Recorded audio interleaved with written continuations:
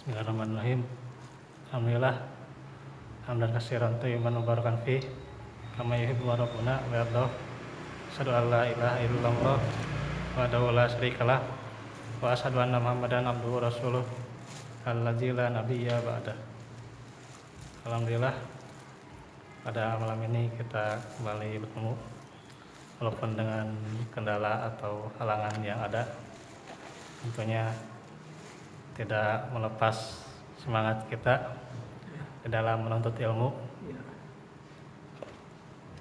yang tentunya mengadakan kembali majelis ilmu setelah Ramadan, tentunya sebulan ditunda. Tentunya kita berharap di mana amalan-amalan kita diterima. Kita akan teruskan lagi dan juga mulai lagi lanjutan dari penjelasan akidah dari usulul iman. Kemarin selesai tentang amalan lisan. Berarti sekarang amalan anggota badan. Dijelaskan bahwa banyak ayat-ayat Al-Quran dan hadis menunjukkan bahwa amalan anggota badan termasuk bagian dari iman. Di antaranya kita temukan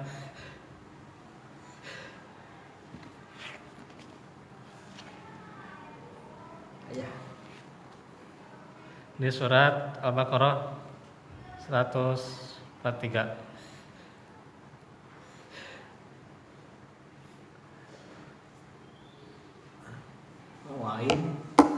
Minum. Iya.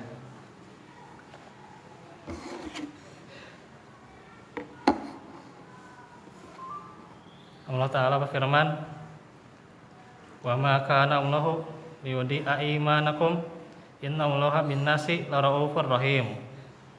Dan Allah tidak akan menyia-nyiakan iman kalian.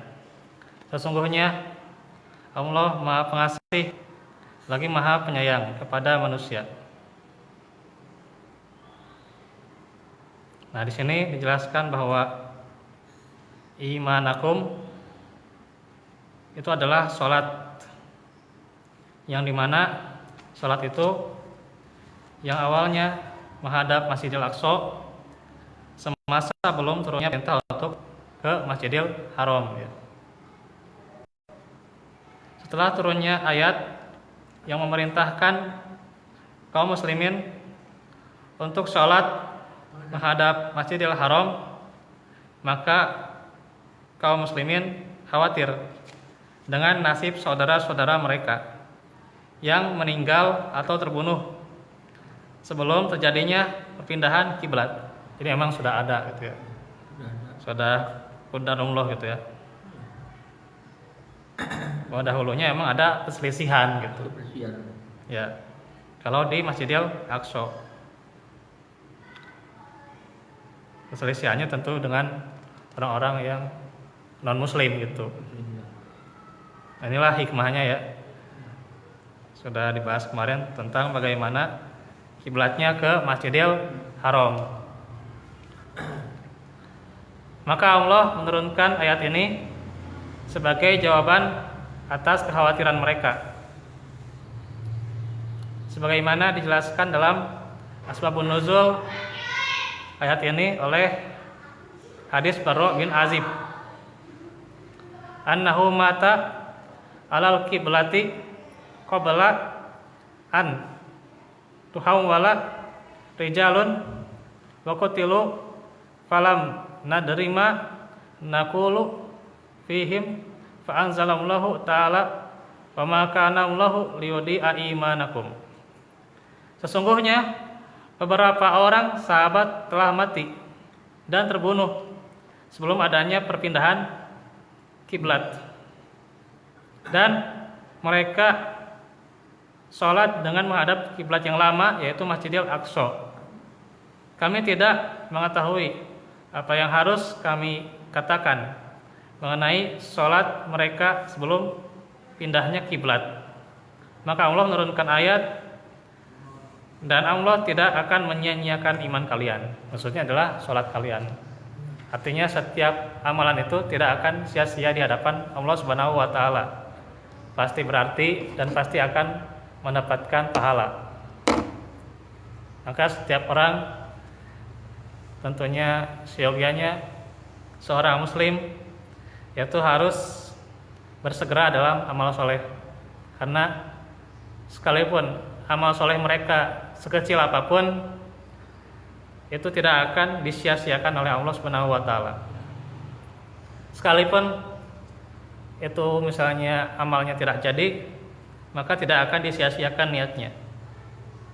Inilah bagaimana yang disampaikan juga atau faedah dari ayat ini juga. Bagaimana amalan anggota badan itu berkaitan dengan kewajiban. Kemudian juga ayat yang lain di surah Al-Anfal ayat 2 sampai 4, firman Allah, innamal mu'minuna alladzina idza dzukirallahu wajilat qulubuhum wa idza tuliyat alaihim ayatuhu zadatuhum imanan wa ala rabbihim yatawakkalun. Sesungguhnya orang-orang mukmin hanyalah orang-orang yang disebutkan nama Allah, hati mereka bergetar karena takut kepadanya. Jika dibacakan kepada mereka ayat-ayatnya, keimanan mereka bertambah dan mereka hanya bertawakal kepada Rabb mereka. Alladzina yuqimuna sholata wa mimma razaqnahum yunfikun, yaitu orang-orang yang menegakkan sholat dan menginfakkan sebagian rezeki yang kami karuniakan kepada mereka. Ulaika humul mu'minuna haqqan lahum darajatun inda rabbihim wa maghfiratun wa rizqun karim. Mereka itulah orang-orang yang mukmin, yang hak, yang sebenarnya. Bagi mereka di sisi Rabb mereka derajat yang tinggi.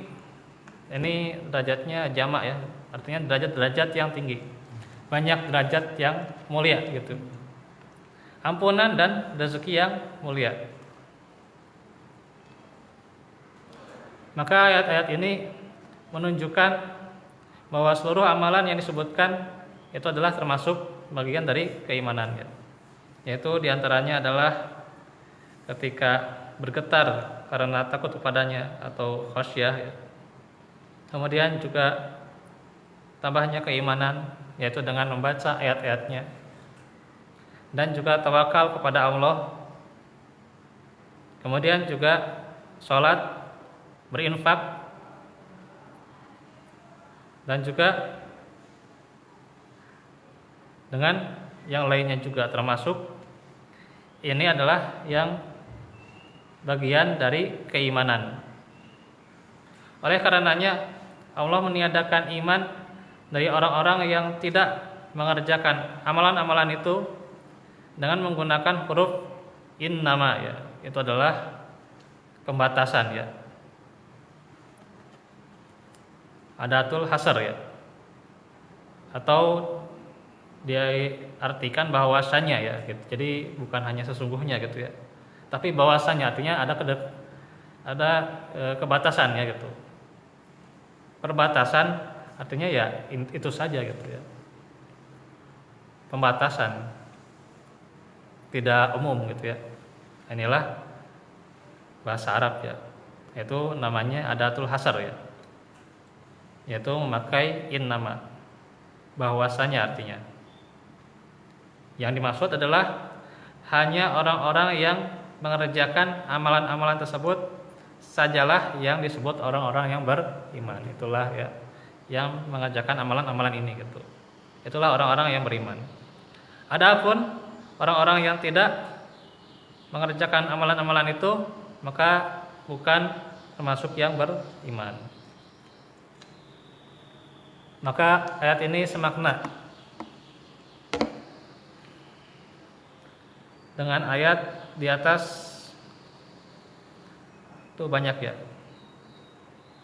Di antaranya surah An-Nur ayat 62. Innamal mu'minuna alladzina amanu billahi wa rasulih wa idza kanu ma'ahu ala amrin jami'in lam yadhhabu hatta yasta'dinu innal ladzina yasta'dinunaka ulaikal ladzina yu'minuna billahi wa rasulih. Al-ayah. Sesungguhnya orang-orang mukmin hanyalah orang-orang yang beriman kepada Allah dan Rasul-Nya.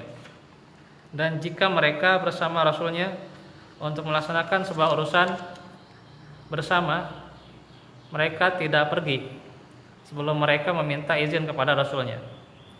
Sesungguhnya orang-orang yang meminta izin kepadamu tersebut adalah orang-orang yang beriman kepada Allah dan Rasul-Nya. Maka ini menandakan adanya ketaatan kepada Allah dan Rasul-Nya. Artinya sebuah kewajiban itu akan menjadi hak ketika adanya unsur ketaatan pada Allah dan Rasul-Nya. Maka ketika seseorang itu ingin beramal, ia harus tahu dan ia harus mengerti, memahami keterangannya. Inilah pentingnya kita belajar ilmu ya, agar kita bisa menjelaskan ya minimalnya pada diri kita sendiri mana kewajiban kita, mana yang kita harus jauhi. Itulah manfaatnya. Maka ketika seseorang itu tidak tahu, itulah kejahilan. Kejahilan yang lebih parah daripada kejahilan mengenai dunia. Hanya saja kebanyakan kejahilan dunia itu yang lebih diprioritaskan untuk kita mencarinya. Padahal seharusnya adalah memprioritaskan pada akhirat gitu ya. Gitu. 2 menit lagi ya Pak. 2 menit lagi ya. Jadi harusnya kita prioritaskan pada akhirat. Karena itulah yang mesti menjadi jawaban agar hidup itu tenang ya. Karena ketenangan itu ya tidak bisa didapatkan, kelapangan itu tidak bisa didapatkan, dan juga bagaimana semuanya itu tidak bisa didapatkan kecuali dengan mempelajari ilmu. Di antaranya adalah ilmu akidah. Maka inilah pentingnya terus kita belajar akidah, yang tentu nanti ini ada poin-poin yang bisa dijelaskan kembali ya, agar kita bisa menambah khazanah keislaman dan juga menguatkan ilmu dan juga iman kita. Walafu minkum aku qouli hadza wa astaghfirullah li wa lakum. Alhamdulillahirabbil alamin. Wassalamualaikum warahmatullahi wabarakatuh.